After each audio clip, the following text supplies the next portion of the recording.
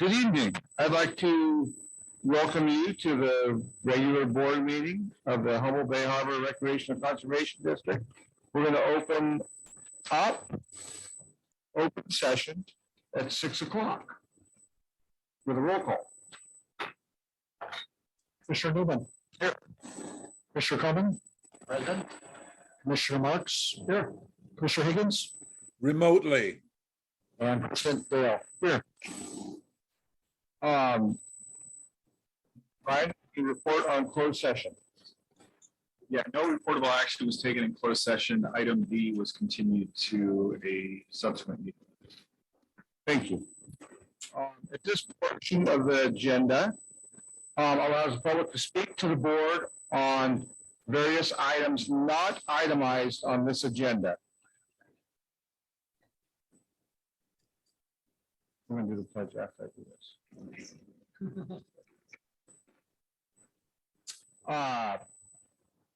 A member can request that a matter appearing on the consent calendar be pulled and discussed separately pursuant to the Brown Act. The board may not take action on any item that does not appear on the agenda. Each speaker is limited to a period of 3 minutes regarding each item on the agenda. Each speaker is limited to speak for a period of 3 minutes during the public comment portion of the agenda regarding terms, items of special interest to the public not appearing on the agenda that are within the subject matter of the jurisdiction of the Board of Commissioners. The 3-minute time limit may not be transferred to others, and the 3-minute time limit for each speaker may be extended by the President of the Board of Commissioners or the presiding member at the regular meeting. Callers can raise their hand by pressing *9, unmute themselves by pressing *6. Just get our attention and we will allow you to speak. So I'm going to go back to item 5 and do the Pledge of Allegiance. Aaron, how about leading us? To the flag of the United States of America and to the republic for which it stands, one nation, under God, indivisible, with liberty and justice for all. So before we go to public comment, I'd like to take just a moment of silence for Loretta Perilous. She passed away this past month, and she is the wife of my district's former commissioner, Roy Perilous. Thank you. Any members of the public wish to comment on items not on the agenda?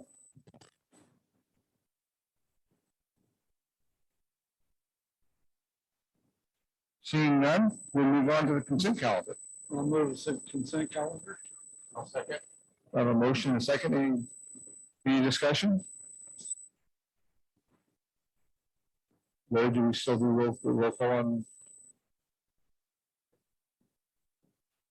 Commissioner Marks. Yes. Commissioner Coleman. Yes. Commissioner Newman. Yes. And Commissioner Higgins. Yes. President Dale. Yes. Motion passed unanimously. Communications, reports, and correspondence received. Mr. Executive Director. Put that on there.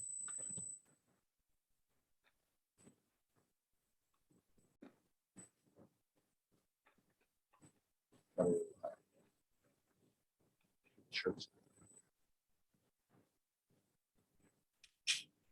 Is this, can the audience see that? Pat, can you see that? You're not sharing screen as far as I can see, Larry. You have to be authorized to share screen.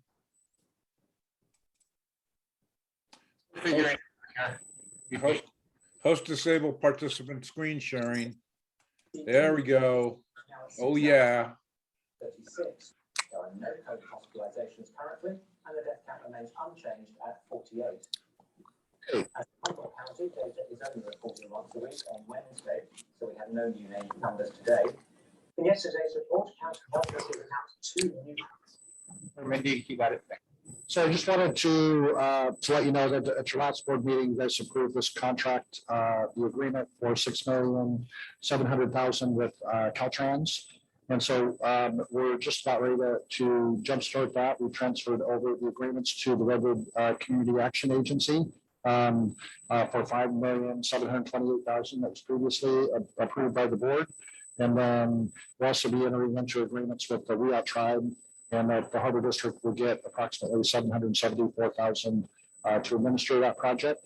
And then on the consent calendar, you had approved the hiring of a natural resource coordinator, and Doug Sacato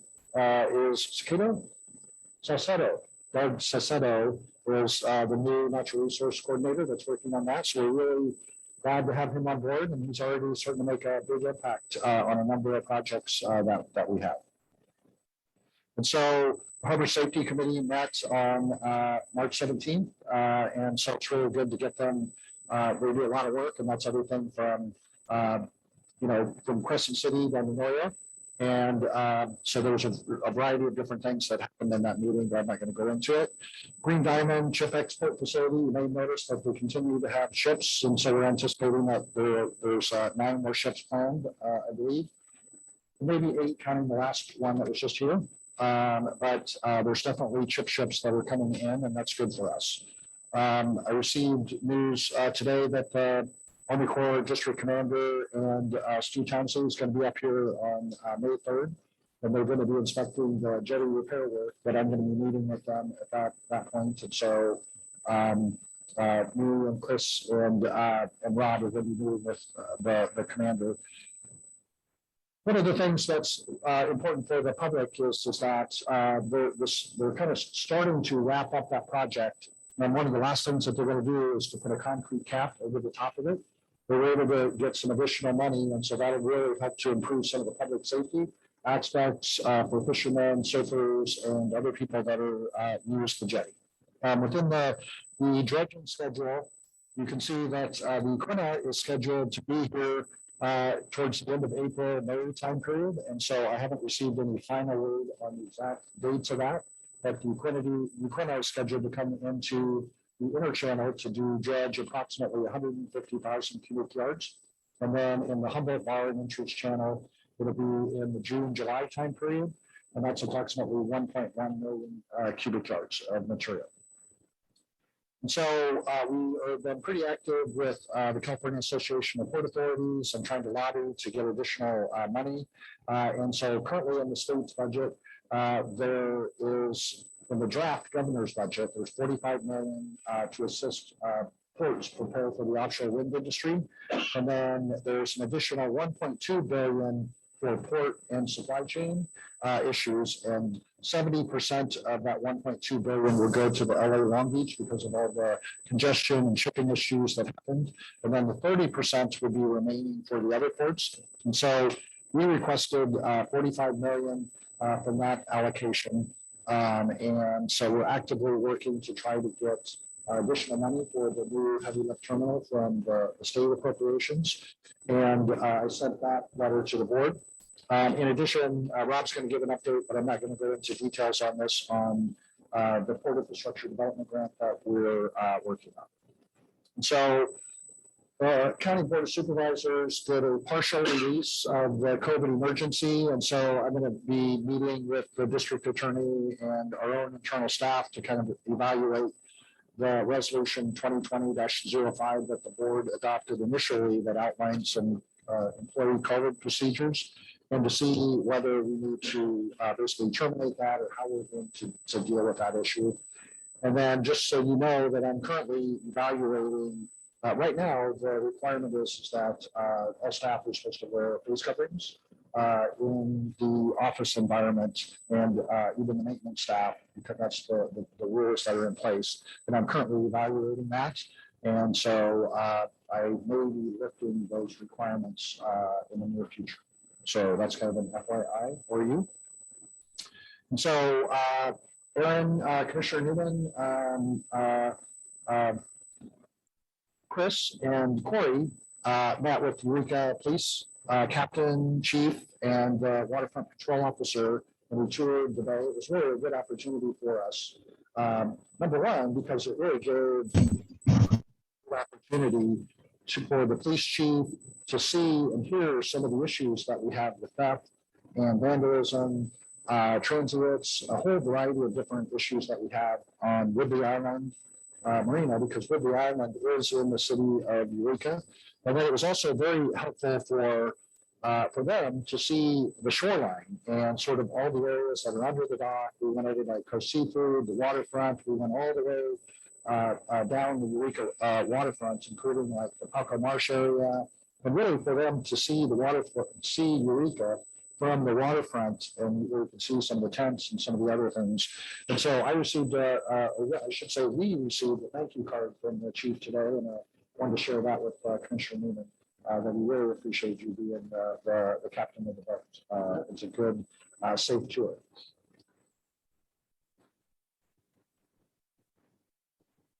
Is this working?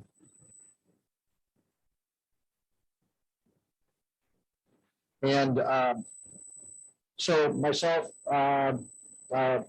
Rob, Fisher Dale, and Marks went to the Offshore Wind Conference in San Francisco, and it was I'll leave it to Commissioner Dale and Marks to give their feeling, but I thought it was extremely productive time that we have down there. And there's a lot of activity on offshore wind and interest in Humboldt Bay. Chris? So we've got a little bit going on in the facilities right now. One of the things we were able to accomplish is we have two very large marine vessels, the Victoria and the Arcturus, which are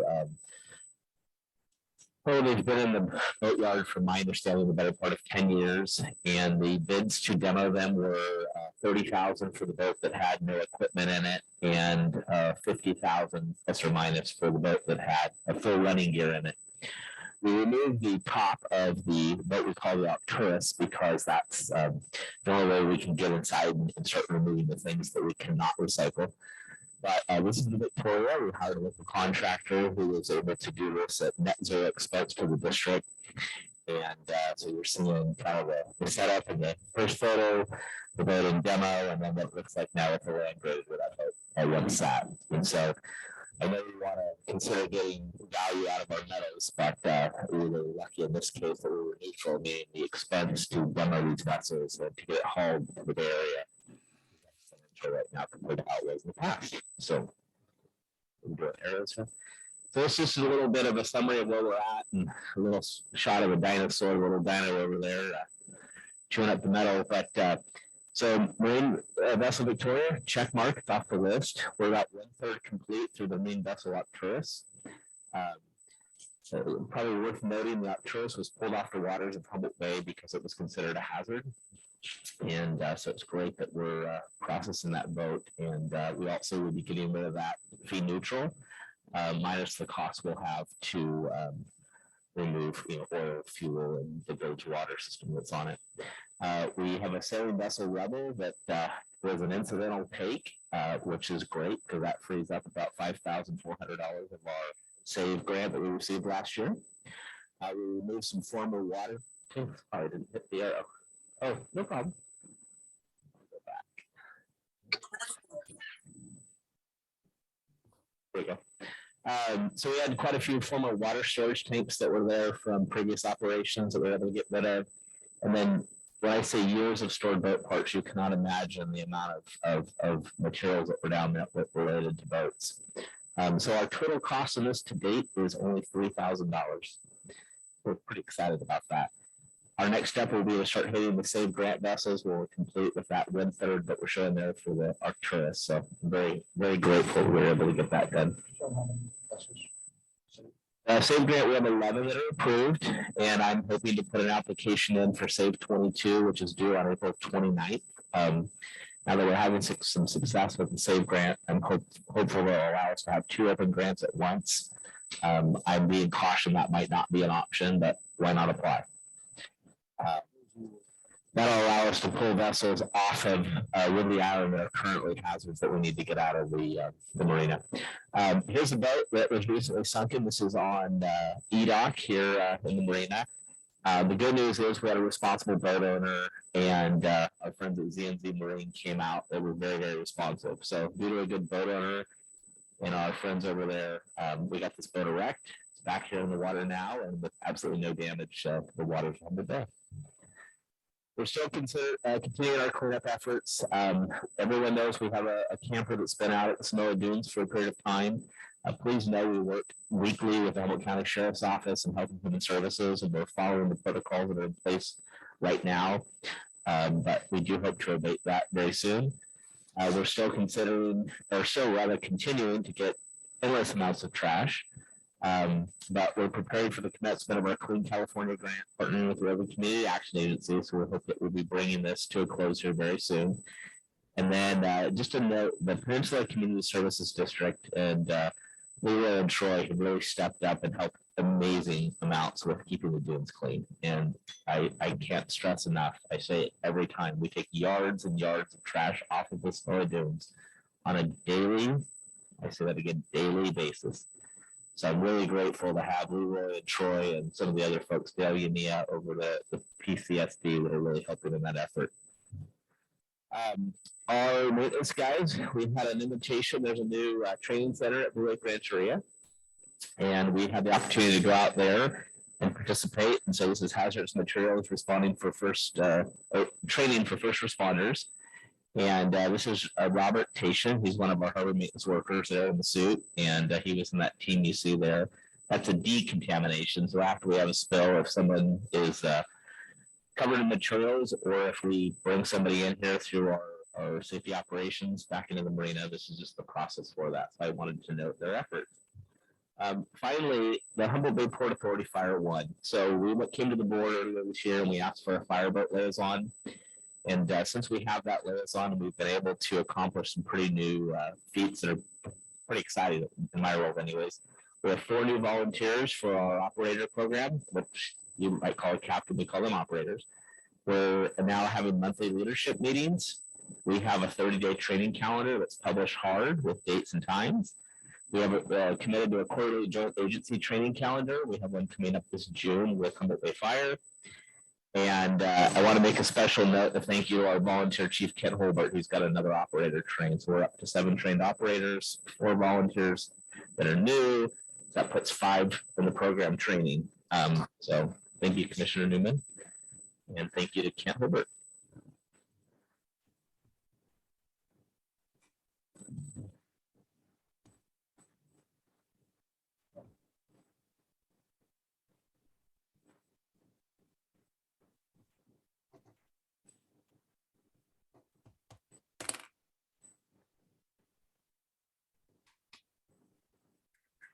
Lost audio. No audio. Can you hear me now? Oh, yeah, there we go. Super, thanks. Hey, development report. Let's see. Okay, Nordic update. The EIR public comment period is closed. So the SEQA public comment period is closed, and responses to those public comments are underway. There was a planning commission informational hearing 1 week from today at 6 p.m. And that is a staff report to introduce the planning commission to the EIR, the SEQA process, and all of the content so far, with anticipation from the county that it will go before the planning commission for a public hearing and action a month later, so late May. The intake permits, we're continuing communications with the agencies. Everything's proceeding as planned. I can tell you more if you have questions about that. A week ago today, I attended a commission hearing, coastal commission hearing on the consistency determination for the bone lease of the Humboldt call area. That item lasted for, I think, 6 hours. It occurred a week ago. It passed unanimously. So a lot talked about there, but I think it's important to know that it passed unanimously. And I picked up just a couple of slides that I thought were interesting. So looking at marine mammals, if we zoom in on this, the black area is the Humboldt call area, and this is the incidence of whales. So one concern of the call area and the wind, offshore wind farm is impacts to whales, but it looks from their initial analysis that the incidence of whales in that coral area is relatively low compared to nearby areas. And then seabirds is another concern for wind, and so same situation.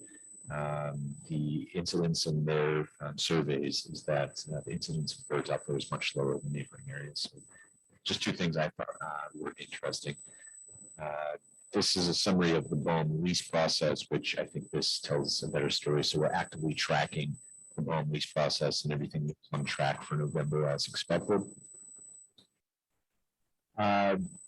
We're calling now, still fishing for a good name, but we're calling this the Redwood Marine Multi-Purpose Terminal at the Humboldt Windport. So that's what that big acronym is up there.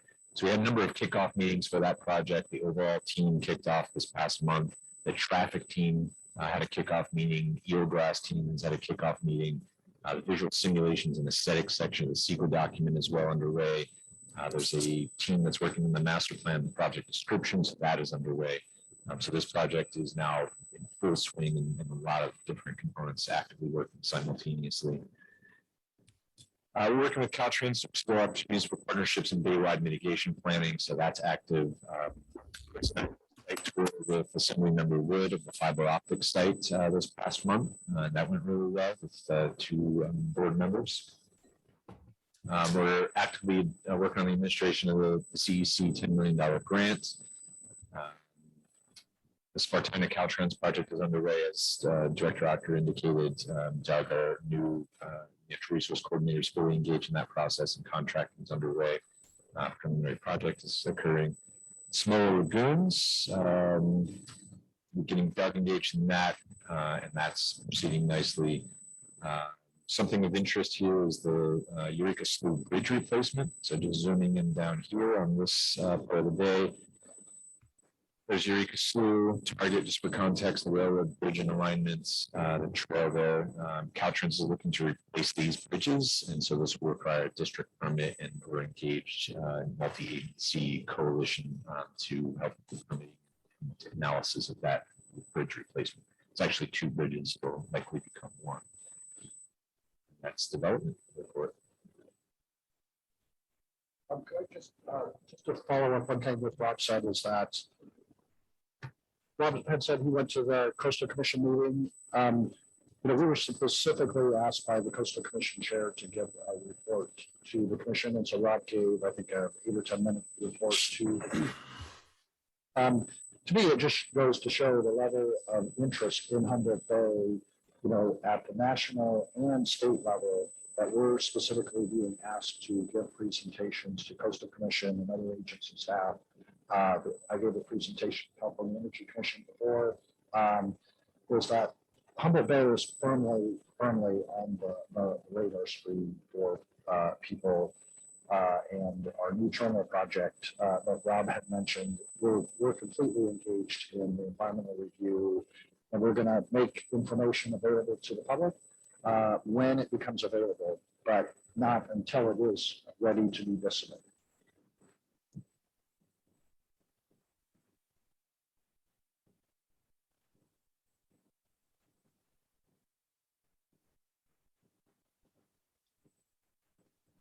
No report from me tonight. I have no report at this time.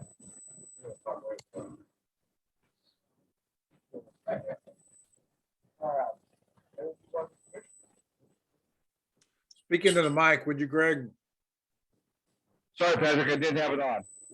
And I'm deaf too. Well, you guys stole most of my goodies, so that's all right. I was going to mention the fireboat stuff. I'm really happy to help there, and it was great taking a ride with the chief of police for Eureka. And other than that, this morning I attended the Caltrans Parklet opening or beginning for over on the 425 Jones at the west end of Smith Bridge. Very neat to see that they're taking an interest in developing and making sure people don't dump garbage and various things that are going on. Really glad to see that interest. I know we got a lot on the agenda tonight, so let's move on to the next step. Thanks. Commissioner Coleman?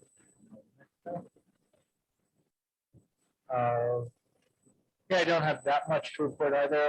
Commissioner Newman and I made up the fishermen's subcommittee, and so we met with some representatives at our initial meeting of that subcommittee, and I think we have another one planned soon, and that's going real well. I think I mentioned this last week that I have, or last month, but it didn't happen yet. On Saturday is the Perilous Plunge. It's happening in place again after 2 years, and so I'll say if you either like the Redwood Discovery Museum or don't like me, you can donate money to make me go jump in the bay at the Redwood Discovery Museum website. And then also, speaking of like silly Humboldt events, very excited that the kinetic sculpture race is going to take place again this year after a couple of years of absence. Looking forward to it. Oh, except for maybe I'll steal some of Pat's thunder and say how excited I am that the FERC license of the Eel River dams has expired. And so the process has begun for getting those out of the river. Thanks. Richard? Commissioner Richard, Commissioner Marks.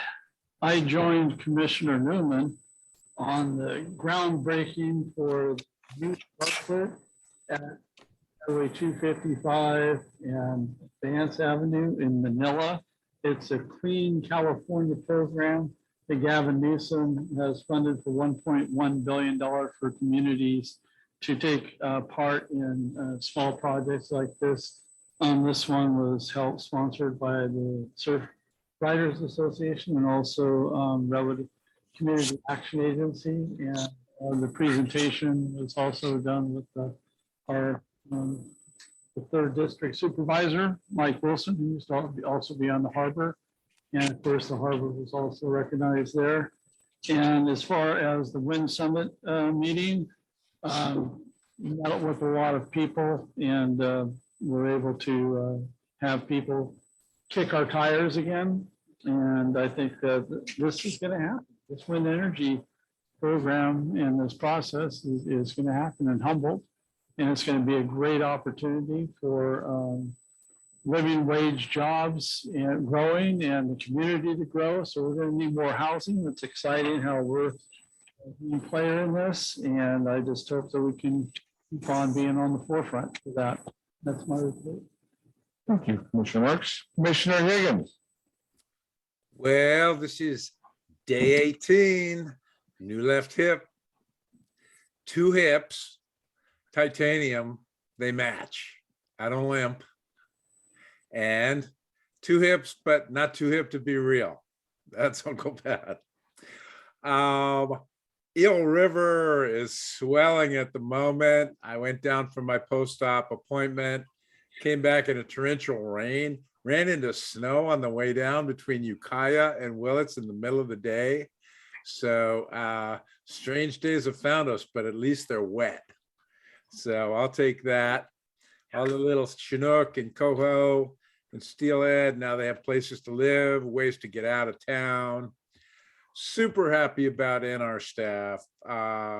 Always glad to see the capacity of the Harbor District related to conservation augmented. Getting those boats off the, it's just like that dead inventory down there at Fields Landing.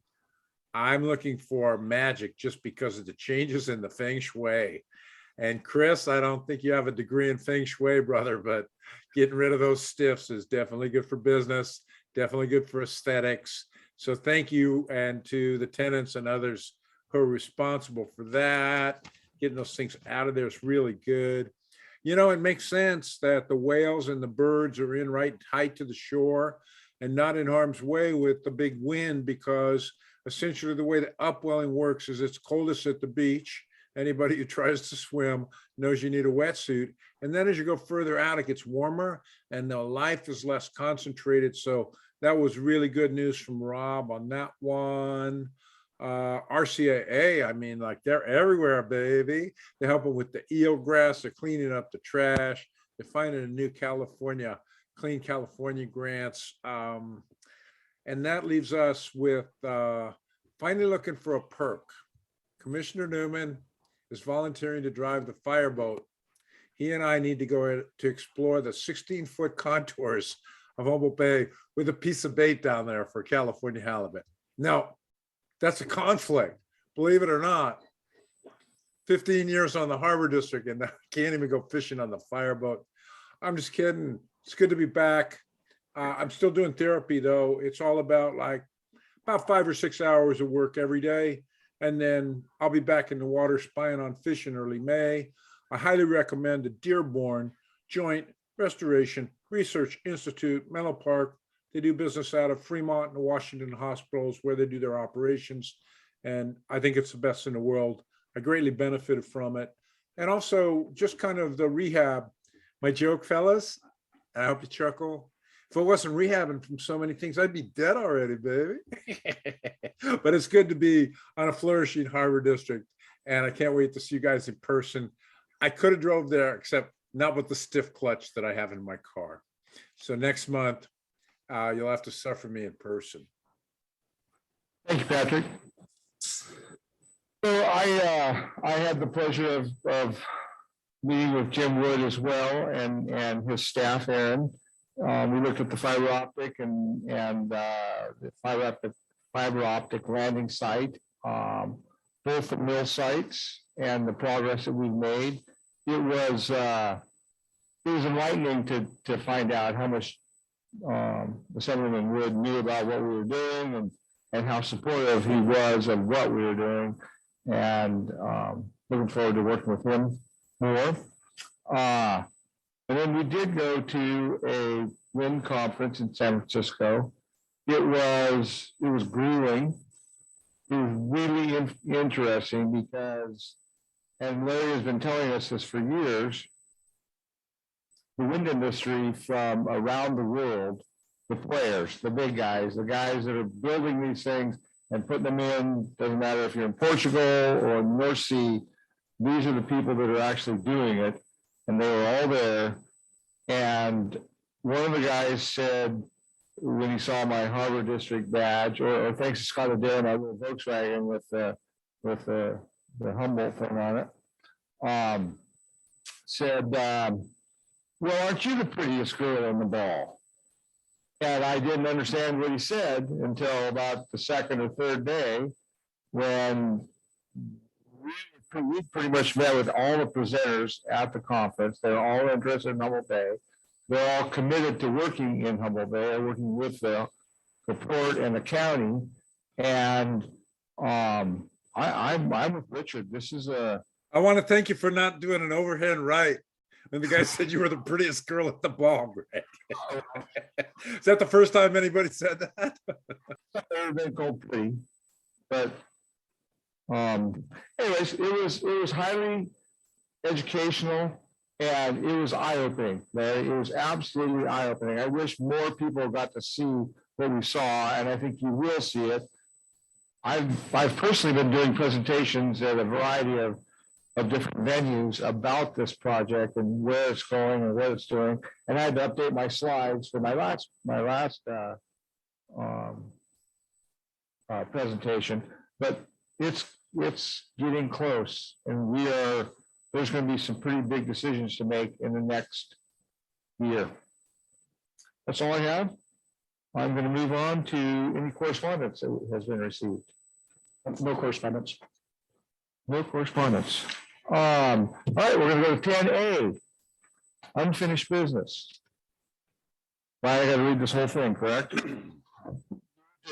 So we're just, this is just the final adoption of Ordinance 10, which would be to make the boundaries of the divisions the same as the Board of Supervisors. So because it's an ordinance, as part of the motion, it needs to be to conduct a second reading and adopt ordinance. I'm not the one that has to read by title only. Larry will read it before he roll calls you. Richard, you'll take that motion, right? So move. I'm seconding. I've been corrected. We have motion and second. You read it now and then we vote on it. Okay, amendment number 4 to ordinance number 10, an amendment to ordinance number 10 of the Humboldt Bay Harbor Recreation and Conservation District, amending and adjusting the boundaries of the election divisions of the Humboldt Bay Harbor Recreation and Conservation District. Over. Oh, Commissioner Newman? Do you need to go to the public? Yeah, we do. Yeah. Is there anybody from the public that wishes to comment on this, on the Harbor District adopting amendment number 4 to ordinance number 10?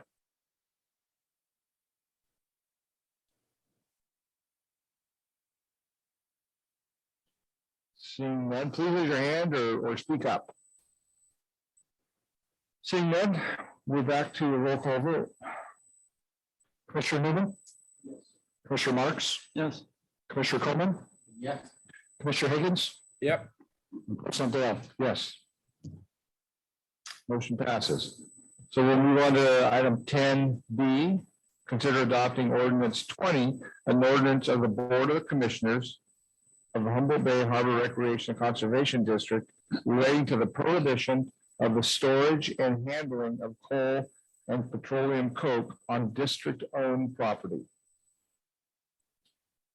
This is the same as previously. You previously introduced this ordinance, and so we're asking the board to adopt ordinance 20.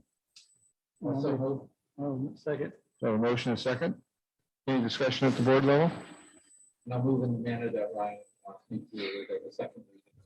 Yeah, the motion would be to conduct a second reading and adopt ordinance 20 and read by title only.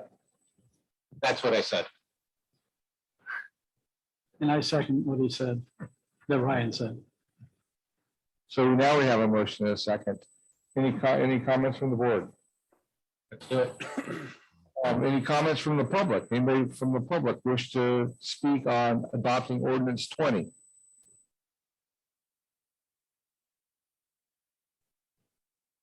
It's like Robin. Robin Gray Stewart. Hey, I'm Robin Gray Stewart, the Marine Chair of the North Group of the Redwood Chapter of the Sierra Club. And I want to urge the board of the Humboldt Bay Harbor Recreation and Conservation District to pass Ordinance 20 and protect our bay from toxic coal dust and to continue to support the healthy ecosystem of Humboldt Bay, where we take pride in our healthy eelgrass beds, the long-finned smelt population, and over 100 other species of fish, over 40 mammals, as well as healthy oyster population. And according to a 2018 study, Humboldt Bay also has the highest density and abundance of shorebirds in the Western Hemisphere. So protecting this wonderful bay and this estuary, I really appreciate all that you're doing for it. Thank you. Thank you, Robin. Anyone else from the public wish to comment on the adoption of ordinance 20? I knew it was a lot of bird, but the Western Hemisphere. Oh, yeah, baby. We got it going on. All right, seeing none, we're going to bring it back to Executive Director. You put that screen back up, so I can read this thing. You want me to read it? If you could. Consider adopting ordinance 20, an ordinance of the Board of Commissioners of Humboldt Bay Harbor Recreation and Conservation District relating to the prohibition of the storage and handling of coal and petroleum coke on district-owned property. Commissioner Coleman, Yes. Commissioner Marks, Yes. Commissioner Newman, Yes. Commissioner Higgins, Most emphatically. and President Dale. Yes. Motion passes. Thank you. We are moving on to new business, and we're going to go to item 11A, the Shelter Cove Fishing Preservation Janitorial Agreement. Yes, so staff's recommendation is that the board authorize the executive director to sign the services agreement with the Shelter Cove Fishermen's Preservation Incorporated. Basically, the Skiffy, they take care of all of the maintenance and boat launching and everything in the Shelter Cove, and they've been a great asset for the division, the district. I can't say enough about everything that they do down there for us, and it really has relieved a lot of the staff time that the Harbor District has done. And so we wholeheartedly recommend that you approve this janitorial agreement, which would be for a 2-year period. So move. Patrick, we have a motion. Do you want a second? Come on, Aaron. Greg, it's your district. You can't. Come on. You can second, Patrick. Thank you. I'll take it from anybody. But I want to go fishing more in the cove. This is not a quid pro quo. No, they're doing a great job. And, you know, I was one of the biggest fans of the district, throwing a lifeline to the extent where we put staff on the ground in the cove. I'm glad we survived it.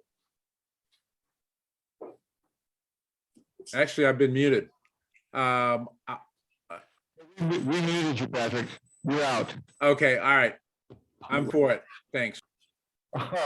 Any discussion from the, we have a motion, a second. Commissioner Higgins moved and Commissioner Newman seconded. Any comments or from the commission? How can you say no to an acronym like Skippy? If that's not a reason to vote in favor, I don't know what is. No, it's been great work on getting this going. We're in much better shape at Shelter Cove than we were previously. Any other comments from the board? I'd like to say one thing. I think the Skippies, and I'm saying that in a loving way. This contract, we've paid $25,000 a year annually for as long as I've been on the board for the maintenance on this fish cleaning station and the dock area.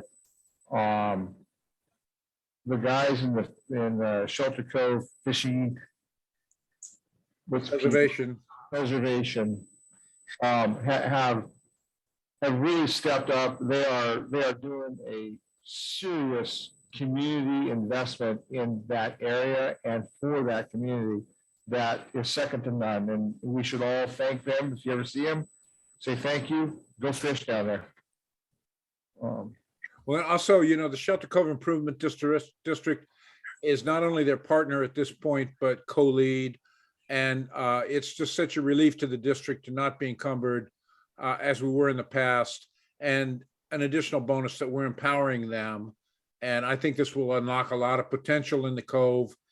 And, you know, I was a growth enthusiast for the Cove, and they have a best sense of like what the appropriate level of growth is. So I think as we contribute to the Fishing Preservation District and they take more responsibility, it's fitting since they know better for what they need than we do. And it costs us a lot less. So thanks, Greg, for the license on that. Patrick, thank you. All right, so any other comments from the board? Mr. Marks? This is about local control, and it's nice to see that Shelter Cove is taking control of that and not having to have the Harbor District lead them through there financially, because honest with you, it was becoming quite burdensome on the district itself to send staff down there. To have somebody actually living there, working there, fishermen involved in the whole process, I think it's going to be good for Shelter Cove. And so again, this is about local control, and I'm glad that they're doing it. They've had that for a long time. This is about the contract to keep the fish station open, giving them back the money that they pay in. So we have, do we have any comments? Are we done at the commission level? Yes. Do we have any comments from the public on this item?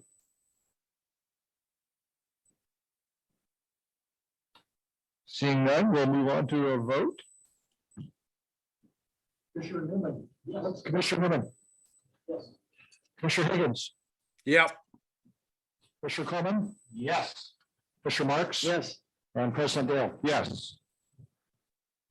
So we'll move on to item 11B, consider approving resolution 2022-02, thereby approving Harbor District permit number 2022-01 with associated conditions of approval, approving an associated sequel notice of exemption and establishing findings relative to the permit application for Hog Island dock repair.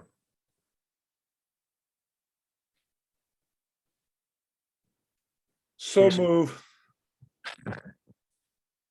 Okay. Thanks.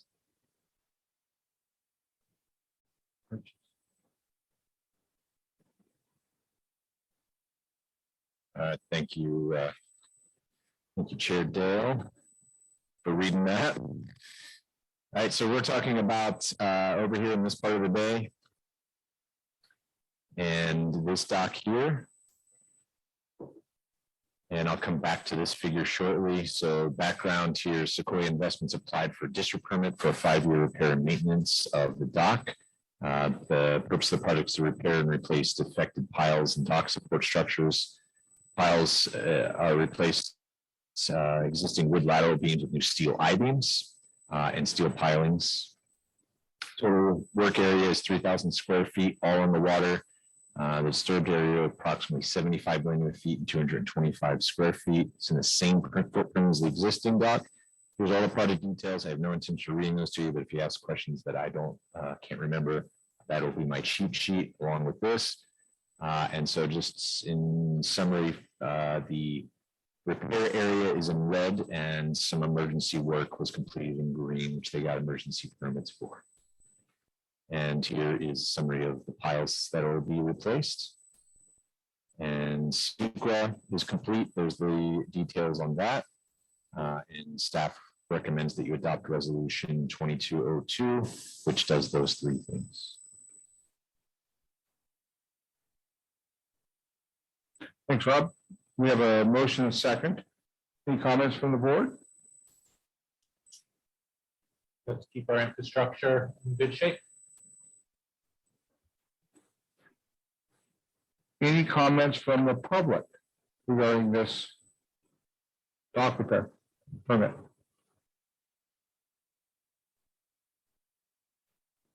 Actually, it's a notice of exemption from CEQA, right?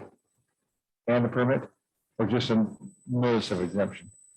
You can just recommend for staff or move for staff recommendation, which is to approve a permit, approve the CEQA notice of exemption, and establish the findings in the permit application. You can just move for staff recommendation. So is that the motion? Yeah, that's in the motion. Okay. And a second. Roll call vote.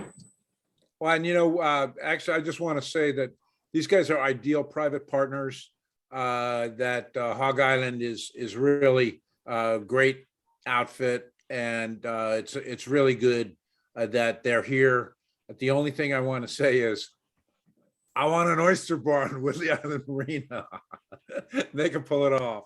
It's not a quid pro quo, but they operate a restaurant down in Marin that they have to keep the business down or it shuts down Highway 1. We need an oyster bar. But John's a really good guy, and this is a really good enterprise to support, so I'm glad we can. I'll second. I made the motion, Stephen made the second. Thank you, Patrick. Nothing from the public on this item. We will go to a vote. Commissioner Higgins, Oh, yeah. Commissioner Coleman, Yes. Commissioner Newman, Yes. Commissioner Marks. Yes. And President Coleman, or President Dale, I apologize. Yes. We look all alike. Look out for that quick coup from the ED, Greg. All of a sudden, you're not the president. All right. We're moving on to item 11C, review of preliminary budget and goals for Woodland Island Marina, Shelter Cove, and Fields Landing Boatyard. Yes, per state law, we're required to submit, to adopt a preliminary budget and then to do a final budget and transmit that to the Board of Supervisors. And so we presented to you a schedule, and this is for the board, but also for the public, so that the public is aware that if you're focused on a specific,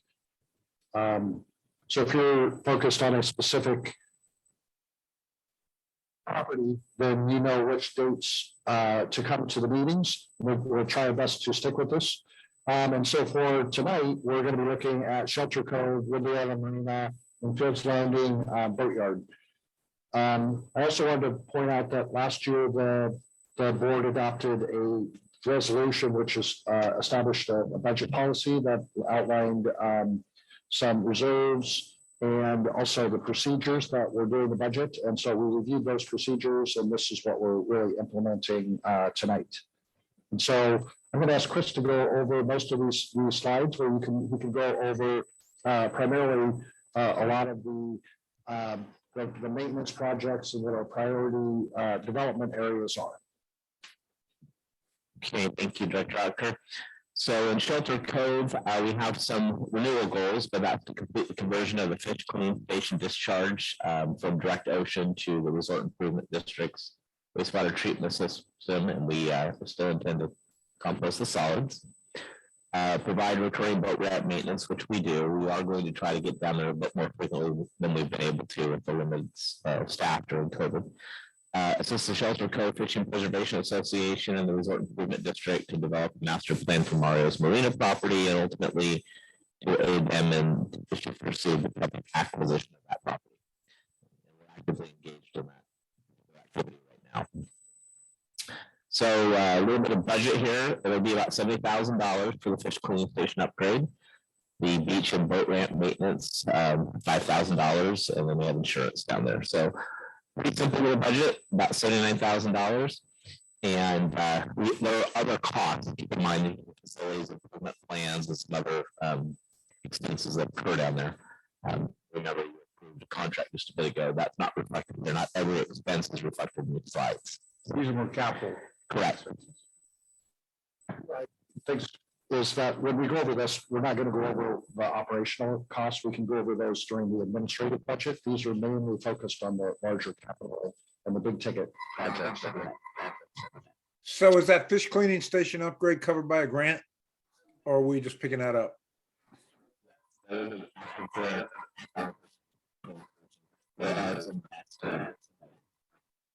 Yeah, we have a $200,000 grant. That $70,000 cost is the cost to just the cost to bring in the fishermen's preservation. Incorporated, they agreed that they would put in the foundation, and then bring the electricity to the property. So that $70,000, that is the district's portion of the project. You know, the audio is kind of breaking down. Somebody else in the audience noticed it. So just remember, those mics in front of you are pretty directional, fellas.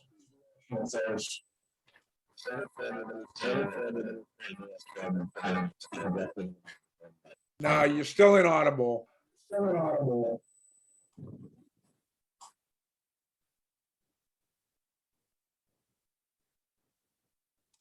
You were doing good before, Rob.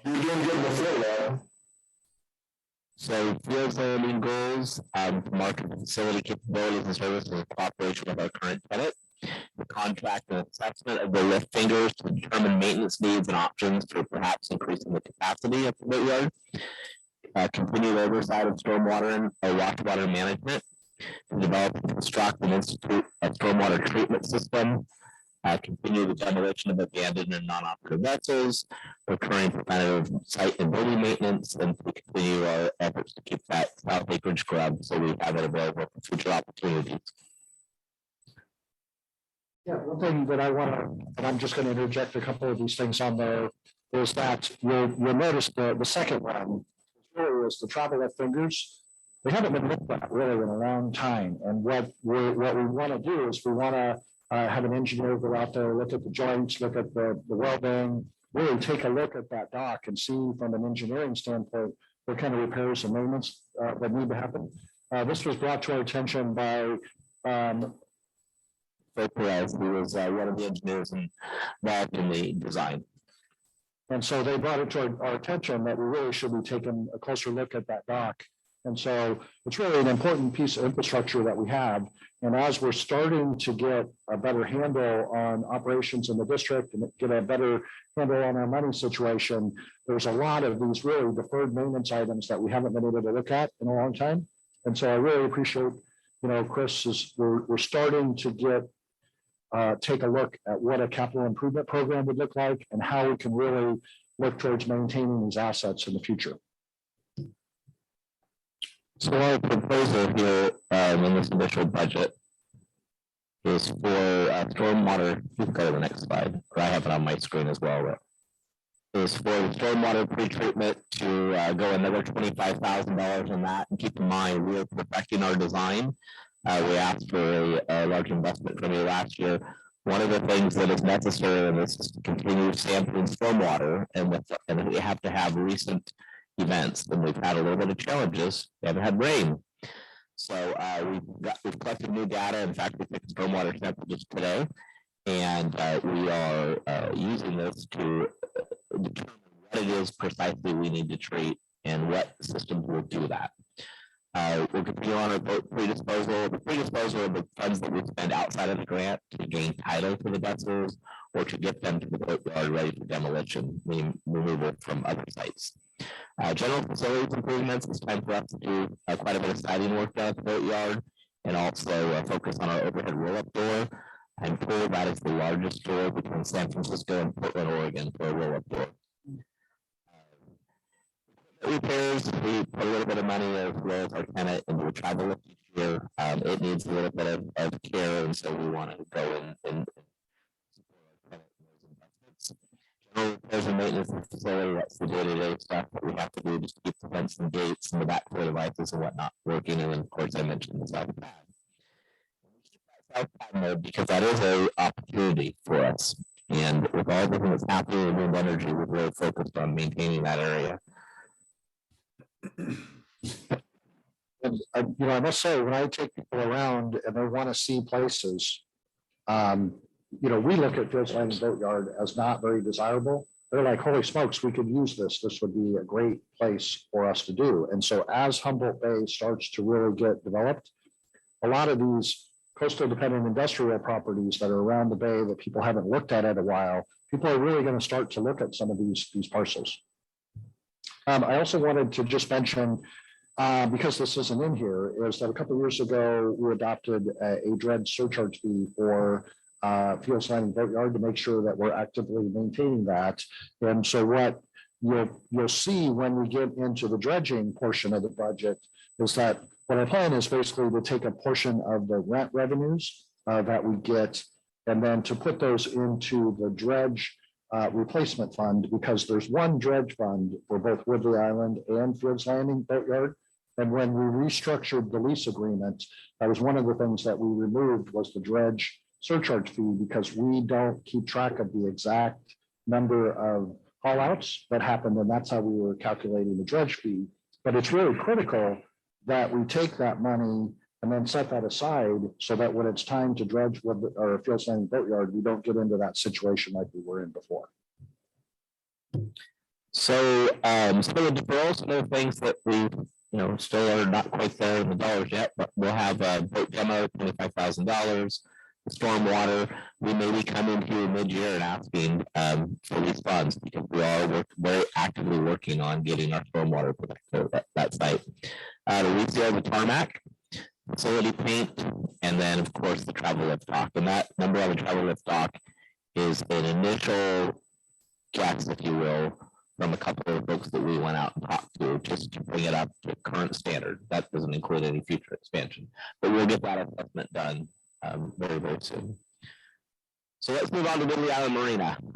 We continue to work, and this might be a good moment to give a little shout out to our Marina manager, Corey Moores, who's put an exceptional amount of effort stepping up the game as to occupancy and to make sure that we're not only collecting our prevailing rents, but we're collecting our rents.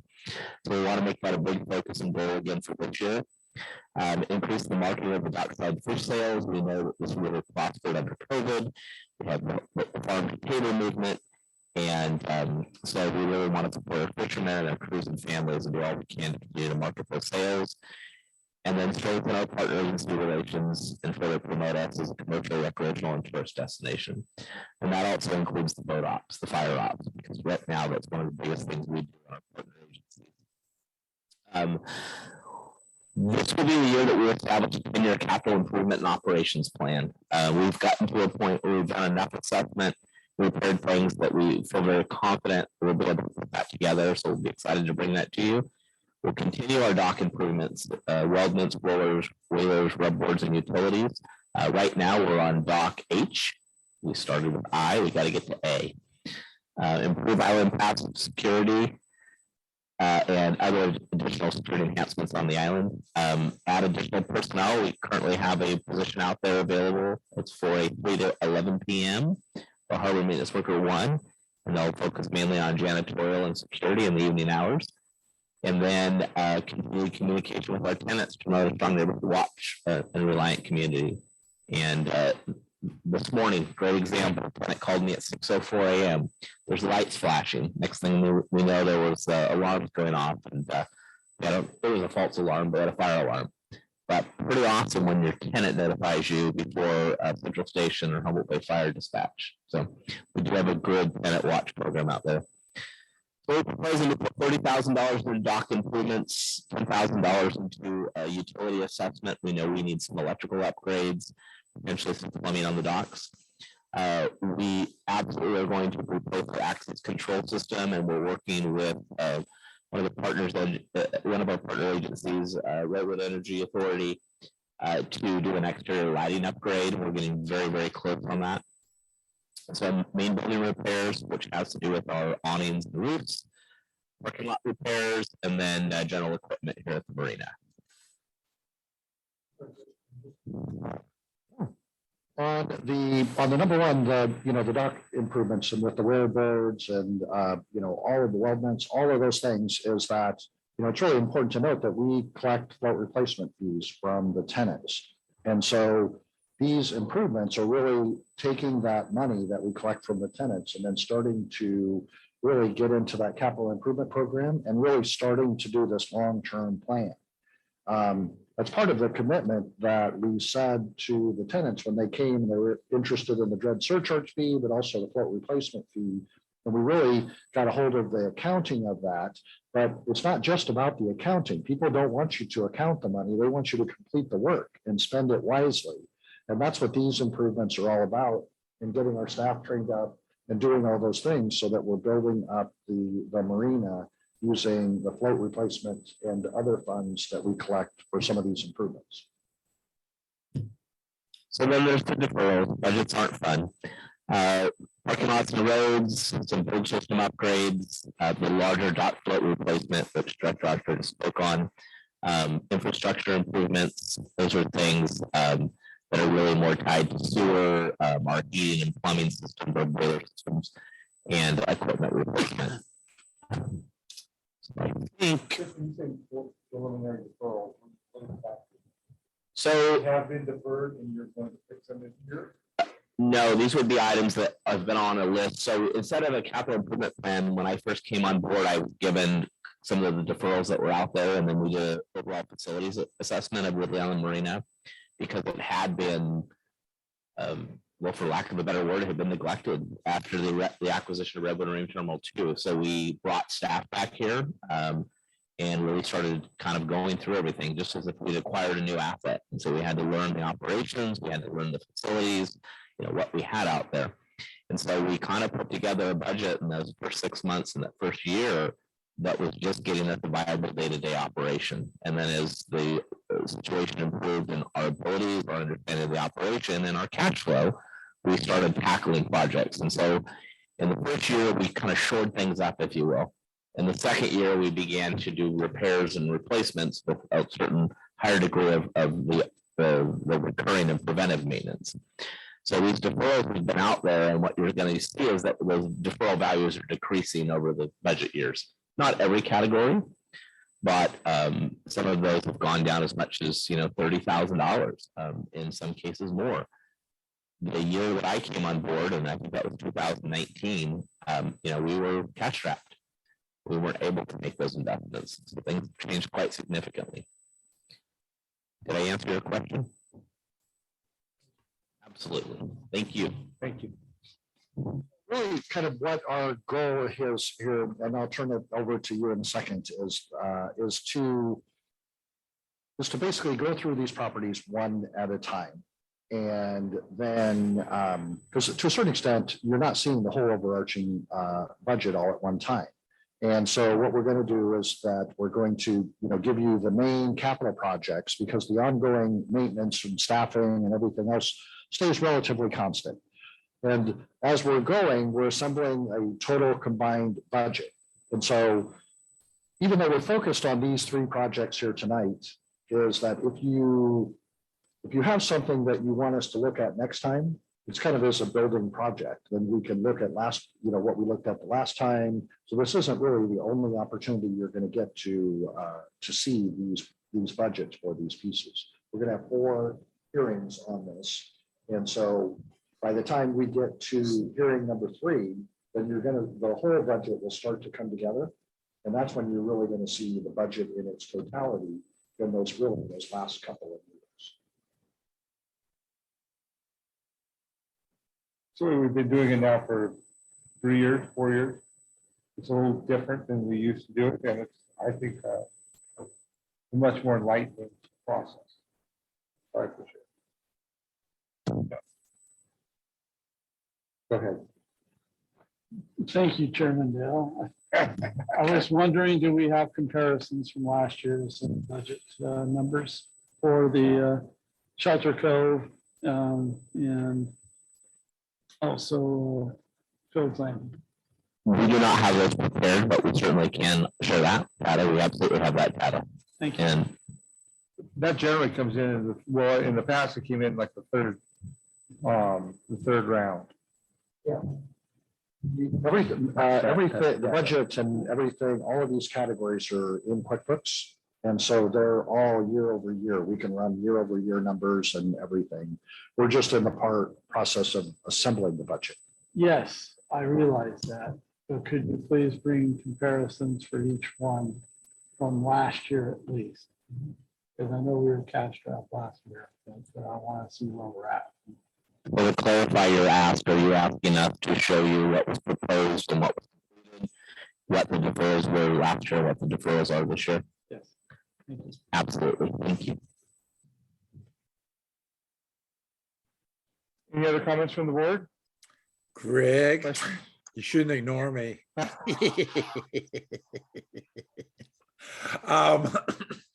The investments in Fields Landing and the water quality stuff, for a while we were out in front on that. Now we've been playing catch up, and it's always better to stay out in front of, when the agencies come in and say, now you're behind. It's really great that we're rebuilding our enterprise to where a lot of these things that remained on a wish list while we were cash strapped, and our services in some cases suffered. Now we're going to be in a different position. And, as a member of the commission, I strongly encourage expenditures into the infrastructure and being forward looking instead of letting things build up and deteriorate. And so I look forward to the day where we have the cash flow, and I really appreciate the staff's acumen in pegging these things with numbers and really being in tune with them. Because when we managed the district in aggregate, when I came on in 2008, these things were not as controllable or defined. And so I think we've come a long way, and that our budget reflects it. And I really do like breaking each of these assets up into a different discussion, because each of them has potentials for profit and loss. And all of them have we need to be the best we can be across the board. So thanks for breaking it down. These are all good news from where I'm sitting. Thanks, Patrick. Any other comments from the board? I'll take this item to the public. Anybody from the public wish to comment on the review of our preliminary budget and goals for the island, for Woodland Island Marina, Shelter Cove, and the Fields Landing Boatyard? Jennifer, your hand is up. Yes, hi, thanks. I wish to comment. Jennifer called Humboldt Baykeeper. I'm glad to see the stormwater treatment issues high on the list at Fields Landing. I understand that you have a lot of deferred maintenance, but I strongly encourage you to keep that as the #1 priority or close to the very top, because I just want to remind you that, you've had more than 5 years of stormwater violations at Fields Landing, and it is a pretty bad situation for, the harbor district to be in. So I think if I recall, the last time this was discussed, $100,000 was allocated to Fields Landing, and now I see it's $66,000. And it sounds like people are thinking, oh, we can keep on adding to the wish list here, but I really strongly encourage you to keep that stormwater issue front and center, so you can get it solved as soon as possible. It's a vulnerability, and it's also polluting Humboldt Bay, so not a good situation. But I'm thrilled to see it on the list here, and good job. Thank you. Thanks, Jennifer. Duly noted. Any other comments from the public on this item? Seeing none, we're going to move on to that's just an informational item, so we don't need a vote. Would you like your treasurer to comment? Does he know anything about the budget? I don't know. Mark, you got any comments? I'm sorry. Well, I think it's just glad to see the efforts being made to catch up and get some of these items taken care of. It's been a long road getting to this point, and so it's nice to see that it's starting to take shape and the district getting on top of that. Thanks, Mark. My apologies for not, I didn't even look at you. Thanks for all your work. I know it's not always easy working with us. But thanks, Todd. So we're done with item 11C. We're moving on to item 11D. Approved purchase order for Eel River disposal to allow for the remaining debris piles at Redwood Marine Terminal 2 to be removed. So moved. Second. Thank you. I have a motion and a second. Barry, tell us about the debris piles that we have to remove. Or Chris. We're happy with you just going ahead and making that motion. So in the 2021-22 budget, you approved $26,100 for debris removal at Redwood Marine Terminal 2. We're a little late in getting this completed only because vendors were not available.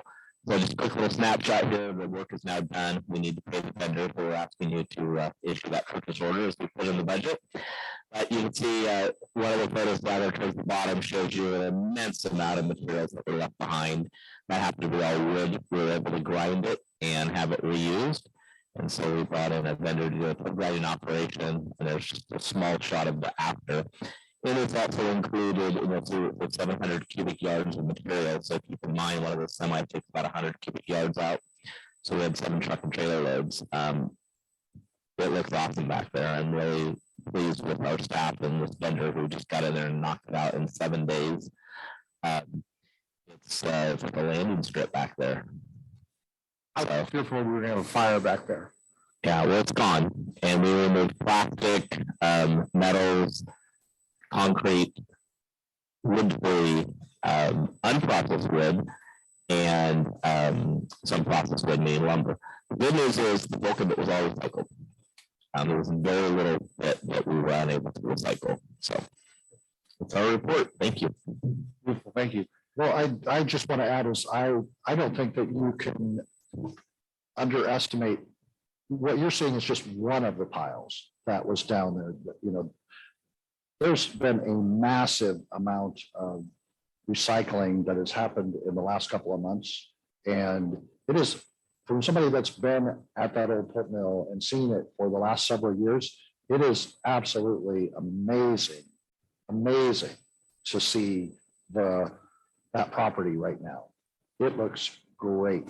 And it's all been recycled, the contamination, and all this is in preparation for the Nordic Aqua Farms taking over, because we told them that we were going to clean up the site and remove all those debris piles. And so at this point, we're ready to turn the property over to Nordic Aqua Farms. And this is really what this is all about, is recycling, removing the contamination, the brownfield, cleaning up these debris piles. So now we can do a complete revitalization, and let's get a tenant and let's get this thing constructed. And so now really, as Rob said, the Nordic Aqua Farms, the Planning Commission is going to start the introductory meeting, here this month. Really no comments, but that's what this is all about, is our efforts to completely revitalize the pulp mill so that we can start to shift our efforts into Fields Landing Boatyard, clean up the stormwater, and all these other projects that we've been working on.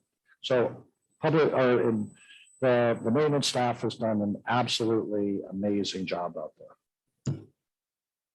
As always, our staff does an amazing job everywhere too, everywhere else. So in no comments from the board, I'm going to take it to the public. Any comments from the public on this item?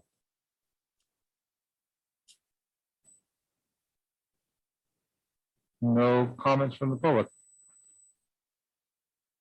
So we have to approve a purchase order. It's already been spent. Thank you for that. Do I have a motion?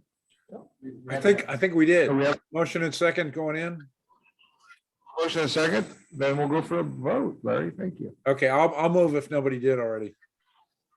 No, it's already moved, Pat. That's what I thought. Thanks. Commissioner Coleman. Commissioner Coleman. All right, yeah. Commissioner Marks. Yes. Commissioner Newman. Commissioner Higgins. Yeah. President Dale. Yes.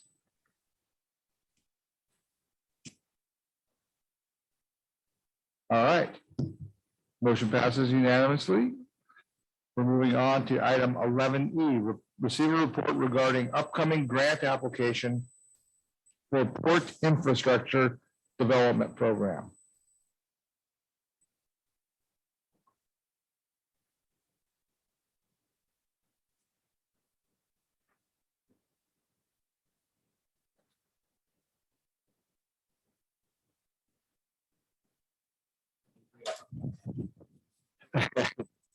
Good motion.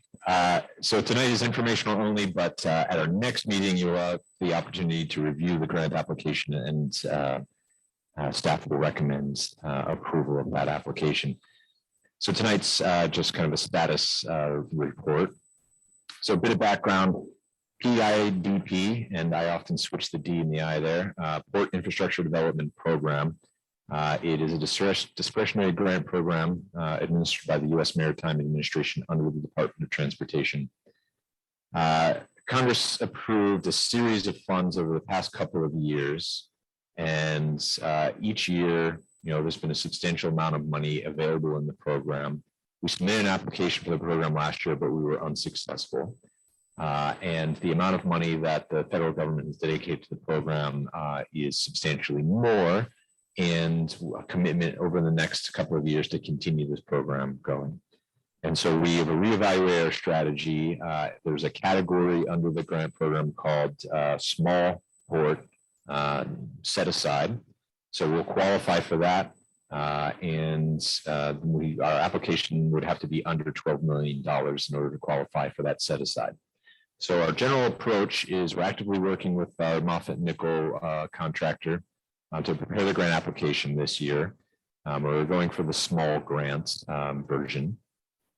And so you're familiar with this overall master plan and this phasing. And so this year, if we zoom in down here on phase 1 and 2, and we are looking at doing phase 1, which is the road, the wetlands habitat restoration components of the project, and then that yellow portion of phase 2, which is raising the site in preparation for sea level rise at some point in the future. We're still evaluating to what level, what year we're preparing, or what amount of sea level rise. And some of the infrastructure just to prepare that side of the site. And then with that success, then we can apply next year for a substantially larger grant to finish phase 2, which would be the rest of this down here. And so we think a lot can happen in the meantime if we receive the money for this component. I can come back to this map. So our application amount, we're still narrowing this down, but looking like we're going to request somewhere between 8 million and 12 million from the PIDP grant application program this year. And then matching funds, we'll be drawing from the CEC grant that we received for 10.5 million. So it's a minimum required that we match at 20%. In order to be competitive, we may need to match at a higher percent. So we're looking at somewhere between a 20% and a 40% match. So we've got a low end, high end. If we zoom in on this table and just kind of break this down, on the low end, if we ask for 8 million from the program and match at 20%, then our match amount would be 1.6 million for a total of $9.6 million project.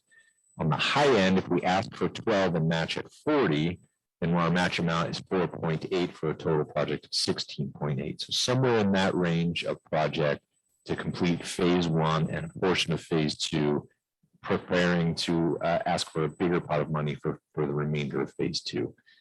So Director Ocker asked me to look at a table into the future, and I ran out of time and didn't prepare that. So I can speak to the general idea of what the coming couple of years look like. But the next year, 2023 application would be in the $40 to $50 million range, and potentially another one year after that. And the federal government has identified these pots of money again for the next couple of years. So we know that the program will continue. So next step, the deadline for the applications is May 16th. And so we will be bringing to you on the May 12th board meeting a copy of the grant application for your approval before submittal. And then we will likely apply for additional funds in 23, and same situation next year. We'll bring to you the grant application for your approval. So that's staff report. I have a couple of things on to fill in a couple of the gaps that Rob had said. As part of the project, as you recall, we approved the Moffitt and Nickel contract, but we were short about $2 million with just for the environmental. Well, this grant would fill that gap. That's one of the things that we would do in addition to the road and the tarmac. And so in the first place, we would get all of the money to do all of the permitting for the whole entire project. And that's really is the first step, is to fill that gap. And then, like Rob had said, is the Biden administration in the infrastructure bill that was approved by Congress, they approved approximately $1.5 billion for this port infrastructure development program. And so there's $450 million for the next 5 years. And so this is the first 450 each years for the next 5 years. And this is part of our strategy, is go for the small grant program, which we really need in order to get the project going, underway. And then we're in their system, they're already awarded. And then hopefully we're going to have a tenant, the offshore wind lease will happen, all of our readiness will get more and more and more. And then next year we'll apply for a larger grant money. And then lastly, is it really goes hand in glove, which was one of the things that we've been talking about, is the state budget. And so with the California Association of Port Authorities, the state is allocating $45 million for wind ports, and then also the additional $1.5 billion that is for ports and public safety. And so with CAPA, the California Association of Port Authorities, one of the big things that we're working with the governor's office was to give us matching funds for these future grant dollars. The dilemma with the state budget money, the $45 million that I said that we were looking for, the $45 million, if we're awarded the $45 million, which would be great if we would get awarded that, or even a portion of that $45 million. The Port Infrastructure Development Grant is due in May. The governor's budget doesn't happen until July. And so that commitment would actually be in the next year's Port Infrastructure Development Program. And so the strategy that we laid out was this idea that we're starting to build up our war chest. And really from a cash flow perspective, if we had $200 million sitting in the bank right now to do the whole project, the reality is we can't do the project until you complete the environmental. And then the next thing is to do the mitigation. And so that's why we really have developed a long-term strategy, as opposed to trying to get a big grant and competing with the New York, LA, Long Beach, all these big, massive ports, and instead sneak under the radar screen with an outstanding project under a small grant program, which we think that we're extremely competitive under. So that's kind of overarching strategy that the staff and the consultant staff are working on. And so that's what we're hoping to kind of get some feedback from you guys. And if you,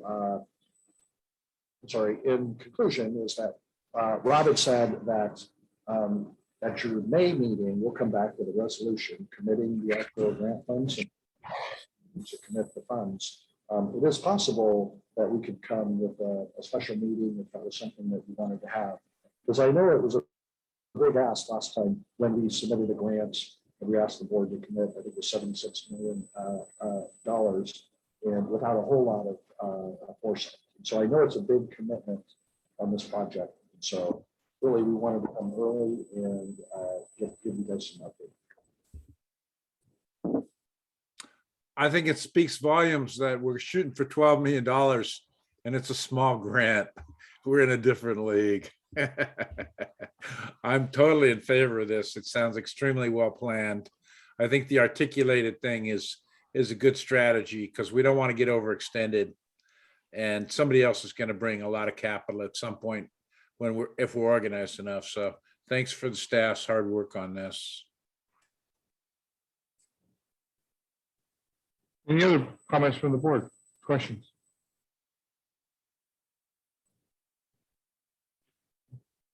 So I think I like the strategy.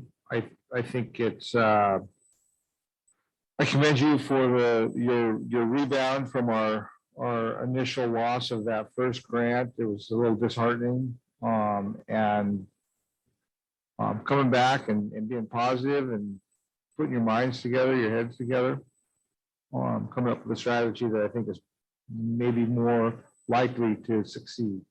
So I really appreciate that. And I think we're really inevitable. We are going to win. Your steadfast optimism. I mean, it's just been enlightening for all of us. So that's just a informational item. We received the report. We don't have to vote on anything on that item. Would the public like to comment? Anybody from the public would like to comment on item 11E regarding our grant application for port infrastructure? Yes, I have a comment. I hope you're leaving room for that public fishing pier because the Coastal Commission included it in their staff report that it would be a great asset to the peninsula. So I'm sure there's grant money for that, but you know, that's a separate grant, I know. But if you're in the planning processes for the RMMT, I'm just hoping that you're going to keep that in mind. Thanks. Thanks. Any other public comment? Seeing none, I guess we're going to move on to item 11 or 12. Future agenda items. Currently, Richard? Yeah, I'd like us to revisit our dredge and our options with that dredge. And maybe explore again, Larry, you did a presentation a few years ago about a smaller dredge that can be just done at the fingers that might be able to be used by some of our operators. And anyways, I think it's just time for us to revisit our dredge again. Sure, status, I'd like status update as well, where it's at. Does it run? Does it float? Is it still there? Have we lost it somewhere? All of the above. I'm going to resemble that remark. Aaron and I met with Larry and got a full debriefing on this, and we definitely need an update, Richard, because this is one of the things where this iron is still in the fire, and it shouldn't fall off the table because the dredging remains paramount. And we have a strategy, and that needs to move forward in parallel. I think us having a natural resource person on staff is going to help us on this at this point. Because we didn't want to commit to changing technology and then bring something else in and find out we're in the penalty box again. No, you can't use that. So we're in this chicken and egg thing where we have to go back to the agencies to say, if we got this thing that doesn't suck up longfin smelt or anything else, would you consider us getting it permitted? We could, so in other words, I'm all for you having this on the agenda again. And I think Aaron and I, as the subcommittee, would favor that. Yeah, and I have a little bit bigger request. Is to find out how many hours we've actualized with the barfly.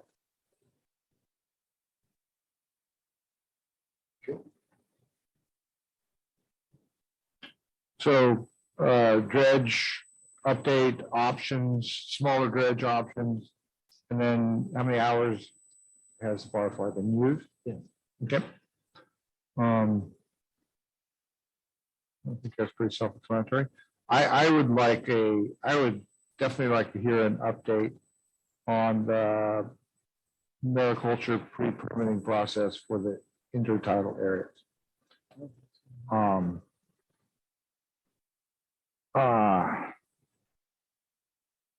Any other items? I apologize, you had asked for that and it just completely. Rob didn't slipped do our it. mind, given that Didn't do it. I apologize. Yeah, okay, we'll get there. We'll get there, don't worry. Any other items? I also would like maybe the next meeting to hear a rundown on the commercial salmon season for this year. If Aaron would be so kind as to give us that. Well, so There's your answer. yeah, Right there. please not fish for salmon next meeting. Are you? Well, let's hope you are. You don't want me to give it, so maybe you can do it online from the boat. Fish Yeah. on. Yeah, virtually, like that. Somehow I think, yeah, maybe not. But we'll go. Motion to adjourn. So we have two items that we have on our list, just so that you make sure that, is that there's a California Special Districts Association mutual aid agreement that we've been working on with other districts, and so we're likely to bring that to you. And of course, the Port Infrastructure Development application, and we'll bring those items back to you as well. Perfect. So I have a motion for adjournment. Do I have a second? Second. I have a motion and a second. Anybody want to comment about that? I don't think you need a vote. You can just close it. Adjournment. You can just call it. Oh, So I'm gonna adjourn this meeting. Have a good evening. Have a wonderful rest of April. Thank you.